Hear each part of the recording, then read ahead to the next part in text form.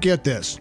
A single academic year at Columbia University for the 2019-2020 session costs a very shocking $61,000 at the very least. So why is going to college in America so incredibly expensive? Well, this video will list 5 reasons why. Stick around to the end to find out if public funding plays a role in the expensive cost of colleges in America. And don't forget to subscribe and hit the notification bell so that you don't miss out on more amazing So Expensive videos. Let's get cracking. Expansive marketing. The first reason why college is so expensive is that universities spend a lot of money marketing themselves to potential students. Just like your favorite soda company hiring the most popular celebrities in the world to advertise their goods, with consumers like you eventually paying the cost. For Americans, college is the real deal. Just about every American wishes to attend college. What this means is that year after year, a record number of Americans apply to colleges, and by 2015, there were over 20.5 million of them enrolled in colleges and universities. With increasing hunger for college education came the rise in for-profit universities, and these went all out to get students, reportedly spending around 20% of their revenue on ads aimed at attracting students. Ads are not cheap, and with for-profit universities spending so much of the revenue to market themselves as the next best things in sliced bread, other universities were forced to follow suit, leading to escalating student fees. As for now, American universities collectively spend around $10 billion a year on ads aimed at recruiting new students and staff. There are reports that this sooner or later could increase tenfold to $100 billion. For sure, American universities don't spend so much on ads because they love to. They do so because if they don't, they risk falling behind in the race to get as many students as possible. And these will, of course, be heavily billed for the privilege of setting their feet on campus. Some universities also intentionally set a high college tuition fee specifically to market themselves to students from rich families. Let's take a break here for the quiz. Now, with college being so expensive, how much do you think folks in America collectively owe in the form of student loan debts? Is it A, 10 trillion US dollars, B, 1.57 trillion US dollars, C, 2.1 trillion US dollars, or D, 1.96 trillion US dollars? Think you know the answer? Write it right now in the comment section below and keep watching to the end of the video to find out if you were correct as we reveal the answer. The best college experiences are not cheap. The second reason why college is so expensive is that colleges in America are under tremendous pressure to stand out and deliver the best possible experience. This can take the form of cafeterias that look impeccable, sports teams with the best coaches and equipment, and dormitories that resemble high-end hotels.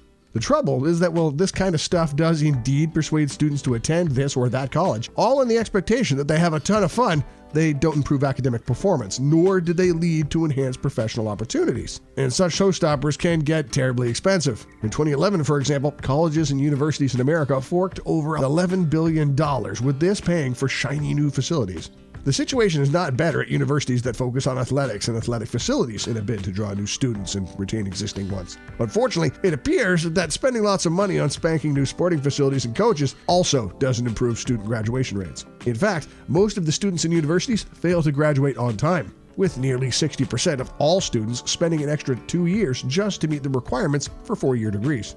Essentially, universities in America are obliged to provide a range of spanking new facilities and tech that the students can go gaga over. Their failure to do this will result in falling student enrollment since they're seen as less desirable than other universities with such facilities.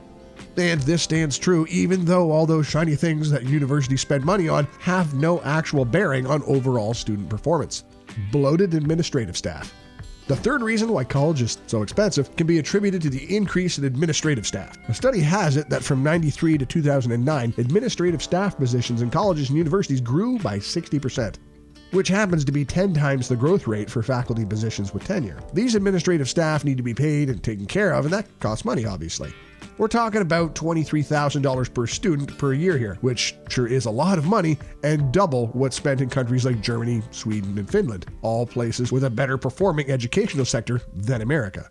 Take the California State University system, for example. Reports have it that from 1975 to 2008, its faculty increased from 11,614 to 12,019.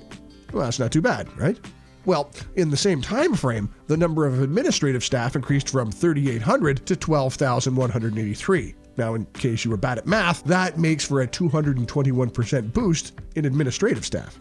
The increase in staff spending does not, however, translate to better salaries for American university professors. On the contrary, their salaries haven't moved much since the 70s. A report by the New York Times states that around 45 years ago, 78% of universities and college professors had full-time tenure. These days, roughly half of post-secondary faculty members consist of part-time workers who are paid a lower wage. In simple English, this means that the median salaries of the people who teach in American colleges and universities are less than what it was during the 1970s. The big salaries of college executives. The next reason why college in America can be so expensive has to do with the increase in salaries of college execs. College executives are making a killing at present, with most earning huge salaries and perks. Take American public universities.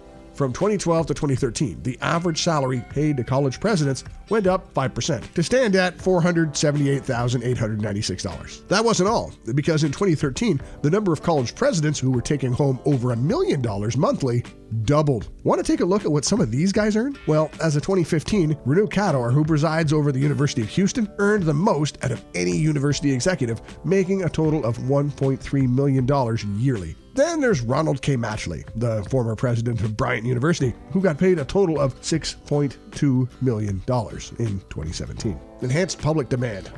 The fifth reason why college is so expensive is that the demand for higher education continues to rise. While the overall price of growth might show some decline from year to year, it still maintains an upward trajectory, and there's no word on when this will flatten.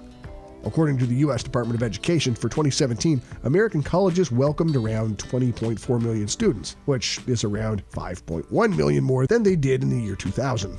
Those in the know are in agreement that college degrees no longer offer most of the advantages that they used to. This leads to lesser overall return on the resources invested in college, and this is worsened by the fact that a disturbingly large proportion of students graduate years later, rather than when they should.